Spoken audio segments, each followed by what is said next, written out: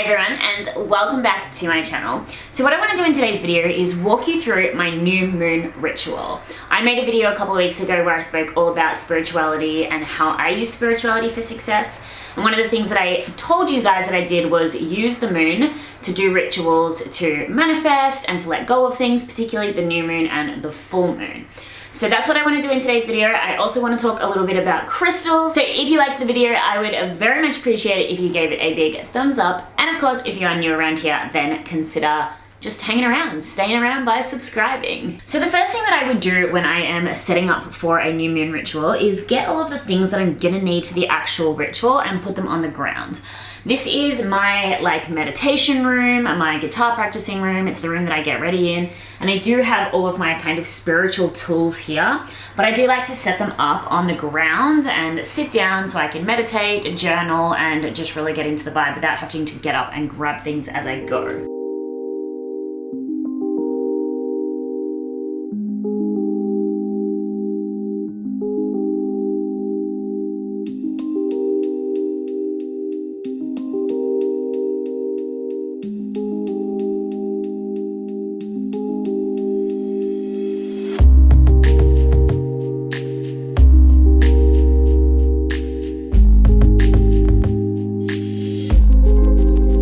Set everything up for my ritual, then the next thing I will do is cleanse the space. And what I mean by that is just cleanse any stagnant energy that could be in this room. You know, as I said, this is where I practice guitar. Sometimes I plan YouTube videos in here, so I want it to be as clear as possible.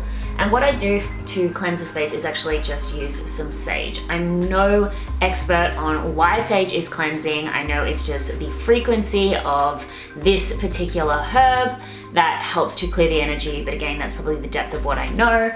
But either way, I like the way it smells and it feels really nice to do it.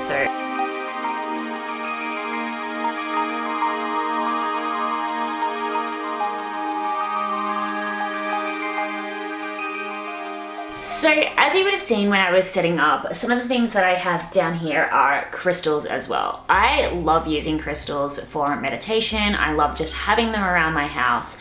The reason why crystals are so powerful is because each crystal has a different energetic frequency, which can be used with the intention of multiple different things. Like, for example, some crystals with their frequency can be used for success, some can be for manifesting love, some can be for reducing stress, some can be for, you know, coming up with creative ideas. There's so many different crystals and they all have different meanings.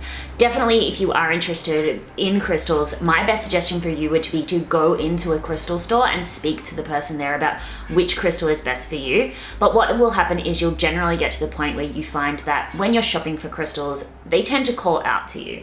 The crystals that I'm using today is this big one here. This is an apophyllite. I absolutely love this. This is so good for just cleansing energy. This is really good for manifestation.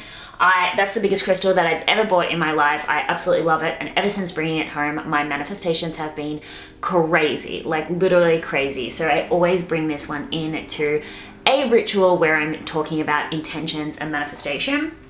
But then I also have my tourmaline. This is one of my favorite crystals. Tourmaline is really, really great for grounding.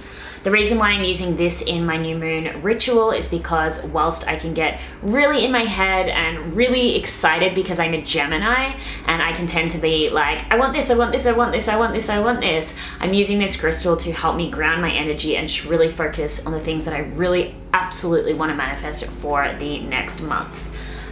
Again, crystals, they are what you give them, you know what I mean? So you can think that crystals are absolutely nothing, or you can think that they are one of the best things in the world. At the end of the day, it's all because of the power of the observer.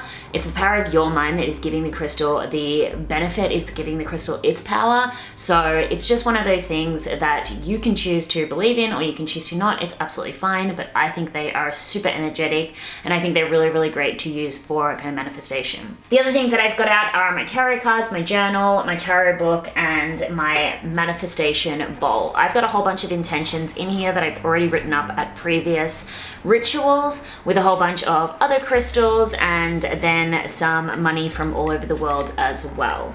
So the next thing that I will do after I have set everything up is I will meditate. And there's a particular meditation that I've been doing for pretty much all of my rituals lately.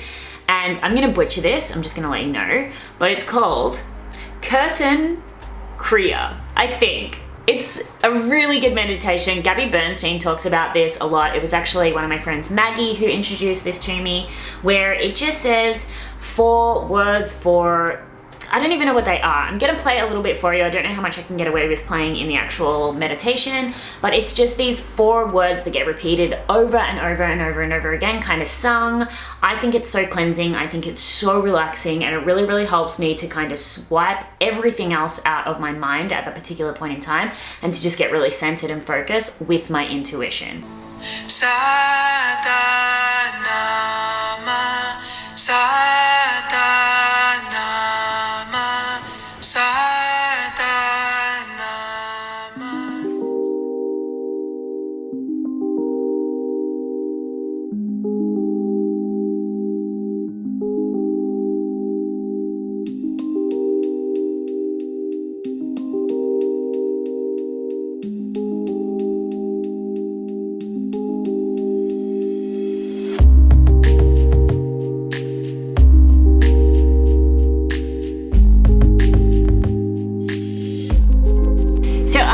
Done my meditation, I'm feeling nice and relaxed, I'm feeling in tuned, I'm feeling connected. The next thing I will do is pull a card.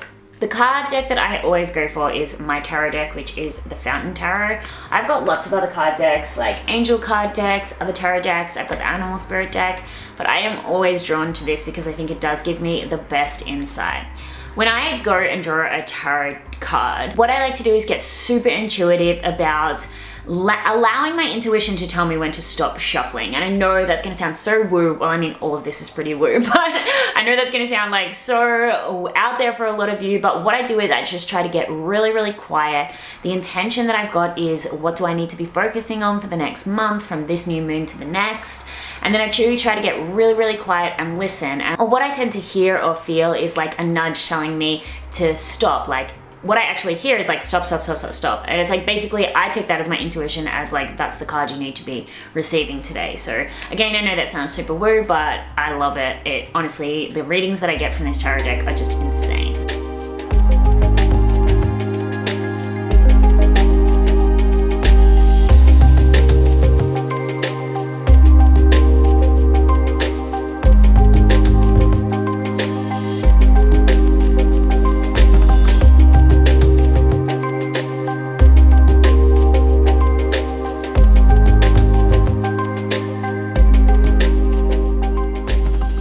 So the cards that I got today, this one actually fell out, which is the Knight of Swords. It's really crazy. I've been getting this card quite frequently, but how trippy is this? That is the 3rd time in a moon ritual that I have actually got the moon. So this is one of my favorite cards of the entire tarot. I obviously love the moon. I have the moon tattooed on me. I'm doing a freaking new moon ritual right now. But yeah, it just like tripped me out that that's actually the 3rd time that this has come out in a ritual, which to me is just really telling me to focus on connecting with my intuition and really using the moon's power to set proper intentions to just manifest my dream life, basically. So what I will do after I've pulled the deck, pulled from the deck, is then I will go into the journaling phase. Now, what I actually journal out is the main part of this new moon ritual. So there's 2 kind of phases that I will go through. Well, 3 actually. So first I will journal about the card. I'll journal about how I'm feeling. I actually journal about like what position of my cycle I'm in, my like menstrual cycle. I journal about what's been going on, like a bit of a reflection. Then I journal about what I want to achieve. So this is the core part of a new moon ritual. Using the power of the new moon, I set intentions for what I want to achieve. For me, for this month coming up, so for the kind of month of October, November new moon, I'm really focusing on scaling and money and growth. And that's what I'm going to set a lot of my intentions around, you know, intentions to grow my YouTube channel, intentions to grow my income in my business, to, you know, start to create some more scalable courses and things like that. But then I'm also going to journal about who I want to be. I think it's really important to set intentions about who's the person that can actually achieve the goals that you are setting.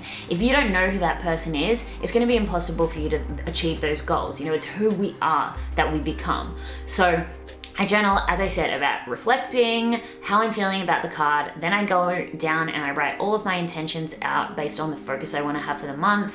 And then I go in and think about who do I need to be in order to achieve all of those goals.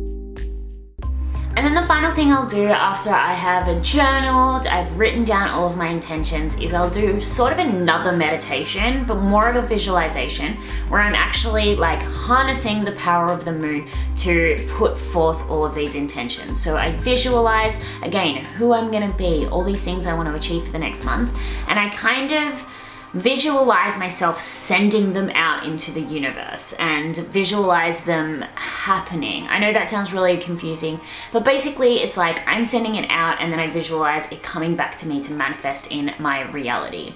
There's some really good guided visualizations that I'll leave in the description below. I do this completely silent because I get too distracted now with the guided ones, but if you are just starting out, there's some really good ones from We Are The Creators. Again, I'll leave all of those in the description below. I'm losing my voice today. No, I'm losing my voice, I'm losing my words. Anyway, so now it is time to visualize, send out those intentions to the moon, to the universe, out there so they can be created in your reality. And that's pretty much it. That's all I do for my new moon ritual. It's kind of woo, it's kind of long, but it's super helpful and it really, really does help me to feel grounded, feel connected, and feel intentional, I can't talk. Intentional with all of the things that I want to manifest and I want to achieve for the next month. So thank you so much for joining me on this gorgeous new moon. Let me know in the comments below if you have a new moon ritual, a full moon ritual, or any spiritual ritual that helps you manifest your dreams. Thank you so much for watching. I'll see you in the next one. So it's really funny, like obviously I love the moon, and even though Harvey's name is obviously Harvey, you know, like my pet name for him is Mr. Moon. Mr. Moon. Hey, Mr. Moon. Are you the moon?